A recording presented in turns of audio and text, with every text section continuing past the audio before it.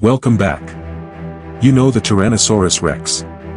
You know the Velociraptor. But by 2015, the Masrani Global Corporation felt the public needed something more for their Jurassic World park. Something bigger. Something with more teeth. The answer? A creature born not from the fossil record, but from pure corporate ambition, the Indominus Rex. Its name literally means untamable king. And it earned every syllable. The Indominus Rex was the brainchild of Dr. Henry Wu, the park's chief geneticist. Cooler, I believe, is the word that you used in your memo.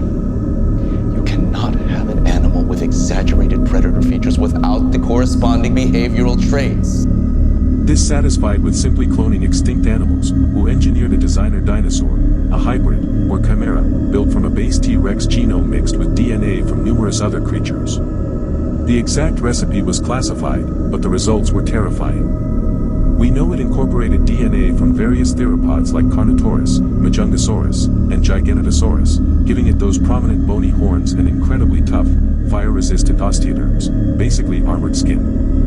Crucially, it also had Velociraptor DNA, which gave it an astonishing level of intelligence, dexterity, and the ability to communicate with the park's own raptors, a fact that proved disastrous later on. But perhaps the most frightening additions came from modern animals. Cuttlefish DNA allowed it to rapidly change the color of its skin, offering a terrifying form of camouflage. Tree frog DNA enabled it to effectively mask its own heat signature, making it invisible to thermal sensors. This blend made the Indominus a perfect, unpredictable killing machine. Oh, shit.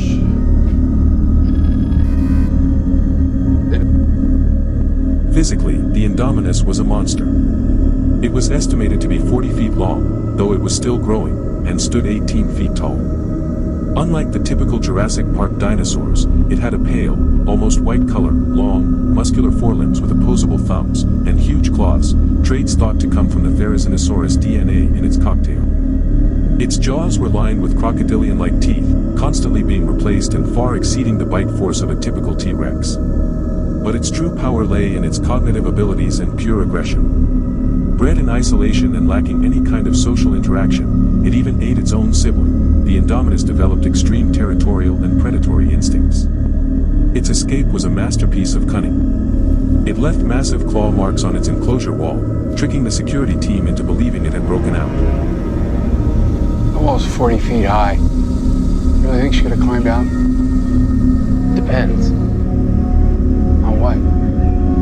What kind of dinosaur they cooked up in that lab? When Owen Grady and two others entered to investigate, the Indominus, using its thermal masking and camouflage, ambushed them. It didn't just escape, it hunted its way out, slaughtering a whole herd of peaceful Apatosaurus not for food, but seemingly for sport. Its roar alone was devastating, capable of hitting 140 to 160 decibels, louder than a Boeing 747 on takeoff. The creature's rampage plunged Jurassic World into total crisis.